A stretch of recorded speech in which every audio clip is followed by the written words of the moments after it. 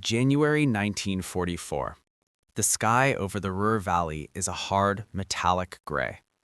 Cold air presses against aluminum skin at 25,000 feet, where engines drone like distant thunder and contrails carve white scars across the winter sky. Below, Germany's industrial heartland, Essen, Duisburg, Bochum, lies under a lattice of rivers, rail lines, and smokestacks. Above it, German fighter pilots climb fast, confident, practiced. For years, this airspace has belonged to them. They expect bombers, slow, boxy American bombers, B-17s and B-24s, heavy with steel and men, predictable in altitude and formation. They expect the same pattern they have learned to exploit since 1942. Attack the bombers, survive the escort's limited range, then turn back as the Americans retreat. It has worked before.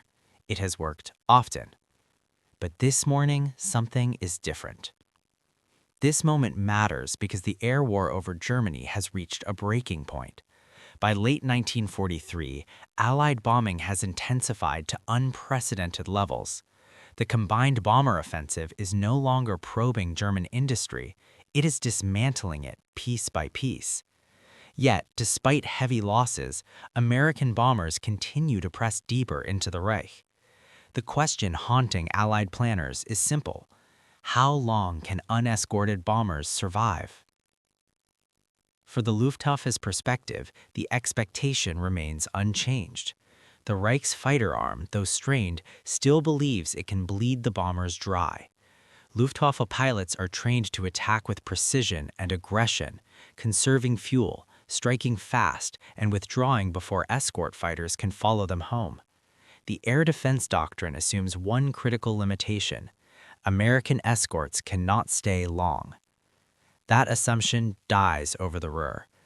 As Messerschmitt Bf-109s and Focke-Wulf 190s close in on the bomber streams, they see them first. Sleek silhouettes slicing through the sky, not turning back, not circling defensively, but advancing. Long-nosed fighters with laminar flow wings and distinctive radiator scoops beneath their fuselages. P-51 Mustangs. The German pilots had heard of them. Intelligence reports mentioned a new American fighter with unusual range, powered by a British-designed Rolls-Royce Merlin engine, but reports and reality are different things. Over the Ruhr, reality arrives head-on at nearly 700 kilometers per hour. What German pilots expected was attrition. What they experienced was pursuit. Unlike earlier American fighters, the Mustang does not peel away at the edge of Germany. It stays. It dives with the bombers. It climbs back up with them. It escorts them all the way to their targets, and then, critically, all the way home. Luftwaffe pilots who break off combat to save fuel find Mustangs waiting above them. Those who dive away discover Mustangs diving faster. Those who climb encounter Mustangs climbing higher. This is not coincidence. It is design. The P-51 Mustang's greatest weapon is not its .650 caliber machine guns, devastating as they are. It is range. With drop tanks, the Mustang can escort bombers deep into the Reich, covering distances previously thought impossible for single-engine fighters. In January 1944, Mustangs begin regular long-range escort missions over central Germany, including the Ruhr. Historical records confirm the shock this caused. Luftwaffe ace Adolf Galland later wrote that the appearance of the Mustang fundamentally altered the balance of air power, describing it as the moment when German pilots realized the war in the air could no longer be won. General der Jagdflieger Galland noted that German fighters were now forced to fight at a disadvantage from takeoff to landing, hunted during every phase of flight. The numbers tell the same story. In early 1944, Luftwaffe losses begin to spike catastrophically.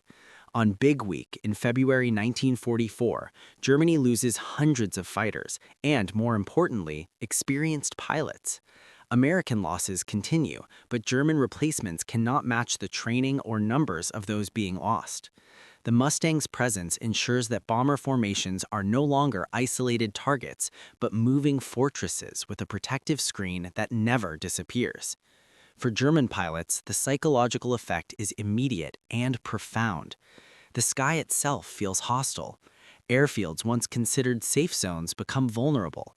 Mustangs strafe runways, destroy aircraft on the ground, and ambush fighters as they attempt to land with empty fuel tanks. Survival now depends not just on skill, but on luck. The recurring symbol of this transformation is fuel, aviation gasoline. The Mustang's long range represents American abundance, enough fuel to stay, enough industry to build thousands of aircraft, and enough logistics to sustain constant pressure. German pilots, by contrast, face shortages. Fuel rationing limits training hours. New pilots arrive at the front barely prepared for combat. The same fuel that carries the Mustang across Germany highlights the shrinking resources of the Reich. Documents from the period reveal growing despair within the Luftwaffe command. Reports complain not only of enemy fighters, but of the impossibility of rest. There is no safe rear area anymore. The American fighter presence erases the distinction between frontline and homeland. This changes perception. For many German pilots, the Mustang becomes more than an aircraft.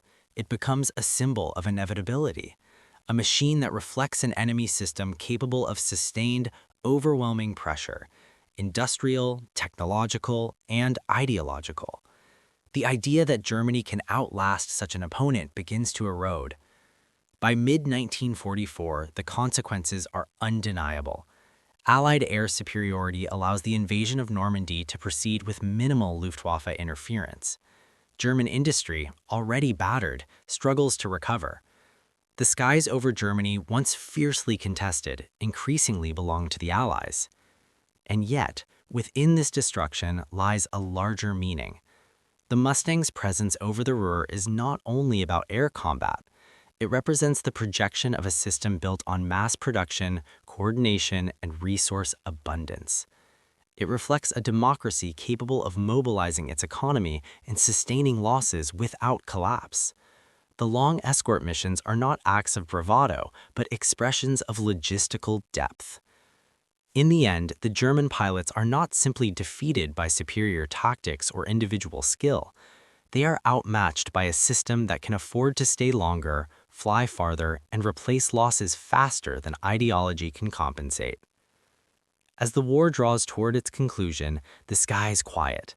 The factories below the Ruhr lie damaged and silent. The long trails of white vapor fade into memory, but the lesson remains suspended in the cold air of January 1944. That freedom backed by abundance, when fully mobilized, can reach farther than any fortress and stay longer than any defender expects. The Mustang flew home that day, and with it flew the realization that the war in the air, and soon the war itself, had turned irrevocably against those who once believed the sky could still protect them.